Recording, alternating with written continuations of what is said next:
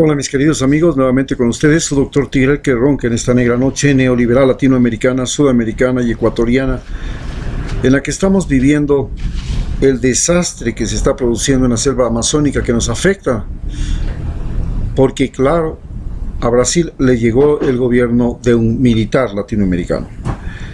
En cierta ocasión, cuando Luis Hernández era miembro del Consejo de Participación Ciudadana y nos encontramos en la calle, conversamos al respecto y le expliqué a él lo que yo pensaba de un militar latinoamericano. Le dije que desde 1960 Estados Unidos había formado militares latinoamericanos en la Escuela de las Américas especializados en tortura, en opresión, porque los ejércitos latinoamericanos eran ejércitos norteamericanos que cada país pagaba, engordando a sus soldados, uniformándolos, equipándolos, manteniéndolos, pero que finalmente estaban a órdenes del Pentágono. Y eso había creado la imagen dentro de América Latina de que un militar latinoamericano se diferencia de un caballo simplemente porque el caballo tiene el casco en las cuatro patas y el militar latinoamericano tiene el casco en la cabeza. Así se lo dije. Y le dije, y tengo esta opinión después de haber sido estudiante de una academia militar. En Brasil ahora, el mundo ve con zozobra, con terror, cómo los incendios abrazan a toda la Amazonía, llegan hasta Sao Paulo a 2.500 kilómetros y ennochecen la tarde. Con 2 horas de anticipación se pierde la luz solar y todo el mundo desde los satélites ve con espanto lo que está pasando. Bolsonaro, el bolsonazo de América del Sur, dio tierra libre, mano libre a todos estos ganaderos, deforestadores y sembradores de soya, para que inclusive asaltaran las reservas indígenas y estas reservas indígenas fueran echadas o vivieran el acecho de todos estos sacadores de madera y luego incendiarios, porque lo que necesitan es tierra rasa para sembrar potreros. El mundo ve con espanto como el pulmón del planeta y la mayor fuente de agua dulce se ha convertido en una llamarada imparable. Este drama que vive allá, también lo vivimos acá, pero en otro drama. El drama que vive Ecuador es cómo llegamos al gobierno de los traidores. Realmente no es fácil entender que en un país pueda ser gobernado por gente traicionera. No se entiende, no se puede entender. Está bien que gobierne la oposición y que los opositores planteen sus programas de gobierno y la gente vote por ellos. Caso de Macri, caso de Donald Trump. Pero que un individuo llegue al poder, prometa algo y luego se vire y comience a hacer un gobierno con los adversarios, con los enemigos y con la línea contraria desde el punto de vista de la visión política, eso no sucede todos los días en cualquier parte del mundo. Y la pregunta que nos hacemos es, ¿por qué sucedió en Ecuador? Y si sucedió antes, ¿cuántas veces sucedió y en qué dimensiones? Para entender eso, tenemos que entender aquel maldito pensamiento o aquella maldición de Velasco Ibarra, el 5 veces presidente electo del Ecuador, electo en las urnas, que decía que en Ecuador el vicepresidente es un conspirador a sueldo.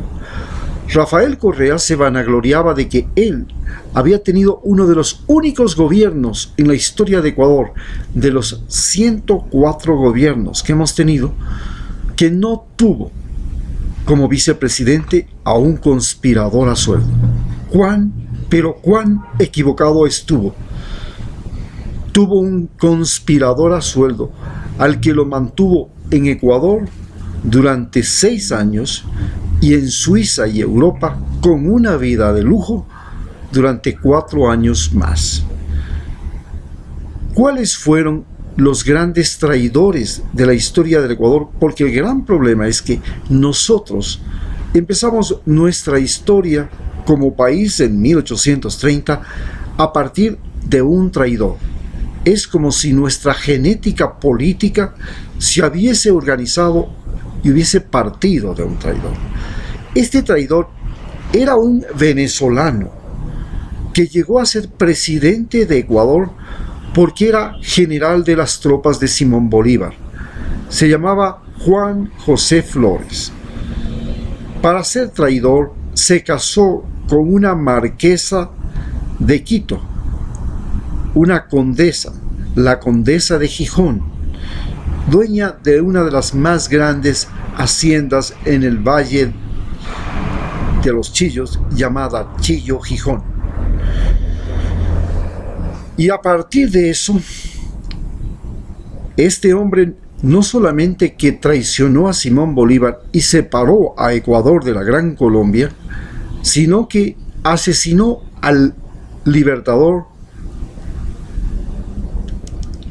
es decir, al hombre que nos dio la libertad, al mariscal Juan José Flores.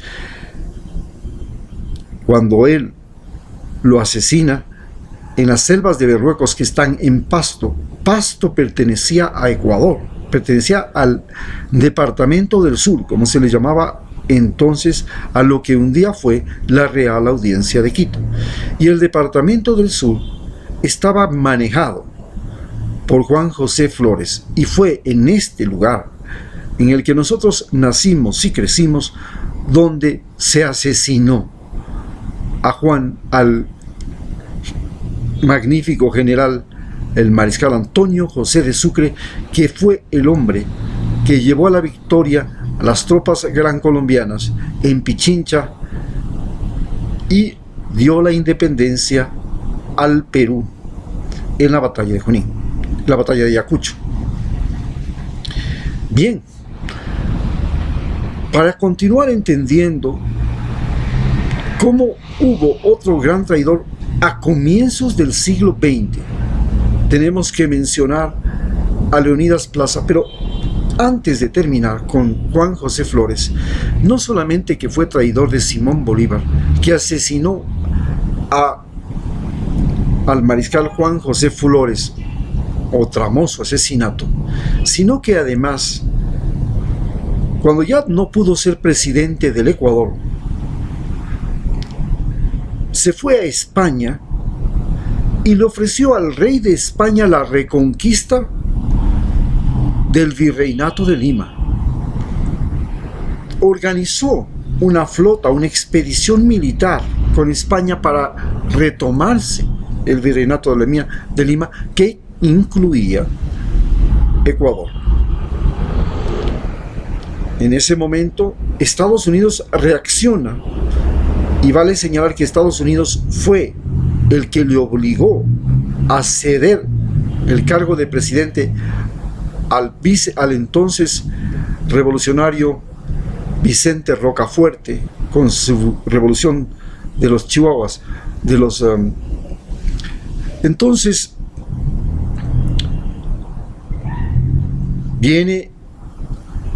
recordemos que Estados Unidos bloqueó el puerto de Guayaquil para obligarlo a que desistiera del poder y le cediera a Vicente Rocafuerte. Y fue en un barco norteamericano donde se firmó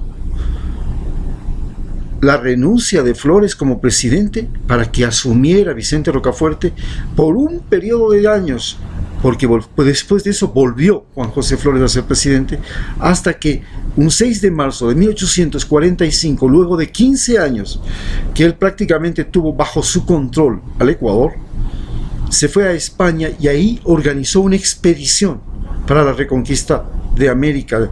Esto motivó a que el presidente Monroe en Estados Unidos lanzara la famosa doctrina Monroe, que decía América para los americanos. No se entendía América para los norteamericanos, se entendía América para los americanos desde Alaska hasta la Patagonia. No era todavía Alaska, digamos que desde Estados Unidos, porque Alaska era de los rusos, Canadá estaba dividido entre ingleses y franceses, y digamos desde Estados Unidos hasta la Patagonia era para los americanos, para los nacidos en América, cosa que fue mal entendida y se entendió como que América, especialmente Latinoamérica, era el patio trasero de los Estados Unidos. Pero eso no queda ahí, sino que viene luego la traición de el general Leonidas Plaza. Leonidas Plaza era un general de Eloy Alfaro, que antes de ser militar era un vendedor de chicha en Bahía. Cuando Alfaro se va a Panamá, sin oficio ni beneficio en su tierra, se va también él a Panamá. En Centroamérica, Alfaro participa en campañas independencistas como las de José Martí, y con ellos, con toda esta lucha que se hacía en Centroamérica contra por sus independencias, pero además contra los filibusteros norteamericanos que llegaron a pretender tomarse Centroamérica. Estamos hablando que eran gente que llegaban a Centroamérica y pusieron gobiernos, haciendo guerras dentro de Centroamérica. Y entonces toda Centroamérica se unió en un gran ejército, un ejército que por primera vez se llamaba el Ejército Centroamericano, y logró sacarle al famoso filibustero Walker, que era un soldado, un hombre ilustrado de los ejércitos del sur de los Estados Unidos, que perdieron la guerra y pretendieron hacer un nuevo país en Centroamérica. Perdieron la guerra de secesión norteamericana.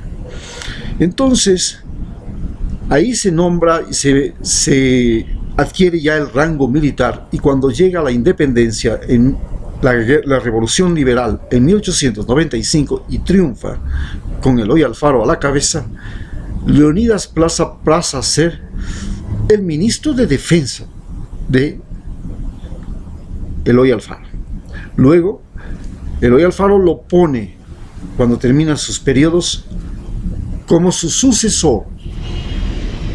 Y una vez que llega ahí, cuando Eloy Alfaro intenta regresar al poder, y en ese momento estaba Bacarizo Moreno, Eloy Alfaro es atacado por el entonces ministro de Defensa del gobierno de los banqueros de Guayaquil, un gobierno que traicionó a la Revolución Liberal.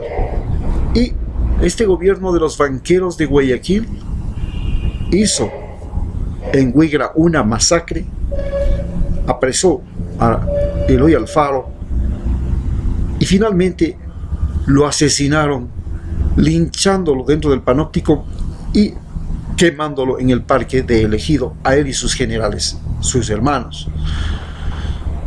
Y a partir de eso se queda en el gobierno durante años y se convierte en un terrateniente más.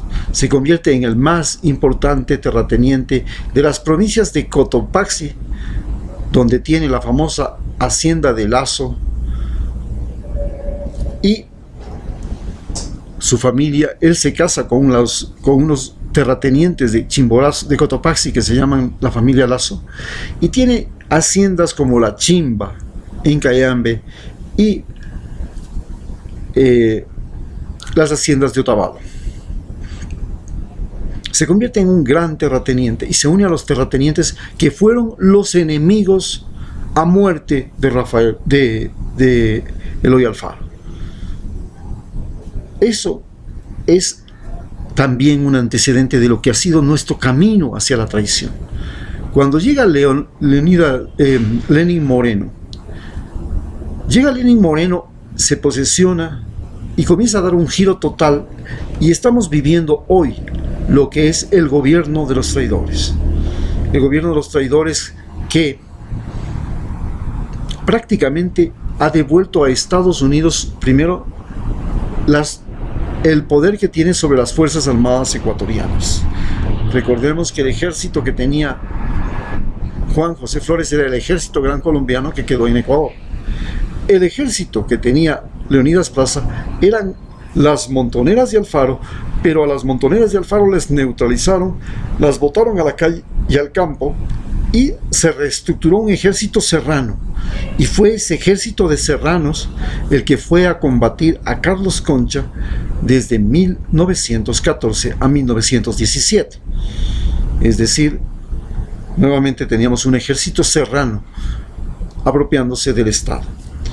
En este momento tenemos un ejército ecuatoriano que está en manos directamente de los Estados Unidos, y este ejército ecuatoriano es el que respalda todas las acciones de Lenín Moreno y de los asambleístas de Lenín Moreno, que un día fueron parte del partido político de Rafael Correa. El partido fue robado, y ese partido increíblemente tenía el 75% de los asambleístas traidores a Rafael Correa.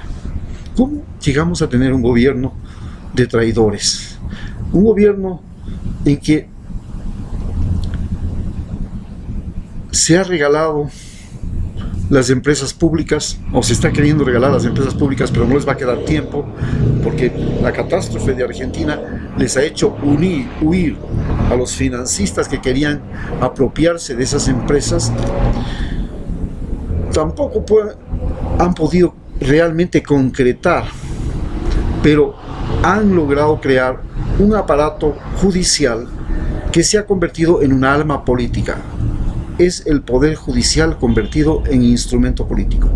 El mismo problema que tiene Brasil en este momento, en que al candidato opositor de Bolsonaro, Haddad, que estaba por el Partido de los Trabajadores a favor de Lula, ahora lo quieren meter 4 años a la cárcel. Este fenómeno de la persecución judicial se le dio en Argentina, se le dio en Brasil y se lo dio en Ecuador, y ha sido también un motivo de problemática en Colombia, donde después de haber firmado un acuerdo de paz, a los líderes de las FARC se los persigue, y lo mismo se asesina a líderes sociales. Esta es la situación que estamos viviendo y en la que nos estamos enfrentando a un proceso en el cual lo más asombroso es que no hay reacción popular, no hay la protesta, a pesar de que vivimos un estancamiento económico. Hemos perdido derechos como por ejemplo el derecho al desayuno escolar. La estabilidad laboral está prácticamente desaparecida, y hay un descontento popular masivo a tal punto que la credibilidad del actual presidente de Ecuador no llega ni al 14%. La pregunta es ¿por qué no hay protesta? Pero este fenómeno de que el pueblo no protesta no sucede solo en Ecuador. Más desgracia no puede vivir Guatemala, peor desgracia no puede vivir El Salvador, y no se diga Honduras. ¿Cómo países que se han convertido en infiernillos no tienen capacidad de protesta? ¿Cómo se logró neutralizar la protesta en situaciones tan críticas como las que viven esos países y ahora está comenzando a vivir Ecuador? El fenómeno es manejable porque encontramos una coincidencia en todos estos países. Hay un individuo que ahora maneja el diario El Comercio, TCRTC, y está manejando también el canal de televisión del diario, se llama el canal de televisión del diario El Comercio. Es de apellido González, es de origen guatemalteco, nacionalizado mexicano, vive en Estados Unidos y tiene una red de periódicos y canales de televisión en América Latina importantísima. En Ecuador es ahora prácticamente el dueño de medios más poderoso del país. Él está o no está detrás de toda esta caída de la capacidad de reacción de la población. Evidentemente, esto nos demuestra que los medios de comunicación han pasado a dominar a todos los latinoamericanos, en especial en los países más pobres, y les han quitado la capacidad de reacción social. Por supuesto, cuando vemos que en Venezuela, en Francia, en Hong Kong, en Argentina, las protestas no llevan a nada, la situación nos pone en dudas. ¿Cómo vamos a luchar contra un gobierno sin protestas? Ese es el gran reto. La única opción que nosotros vemos es la recolección de firmas para formar una asamblea constituyente, y esa recolección de firmas al mismo tiempo sirva para sembrar la conciencia de lo que está pasando en Ecuador. Muchas gracias.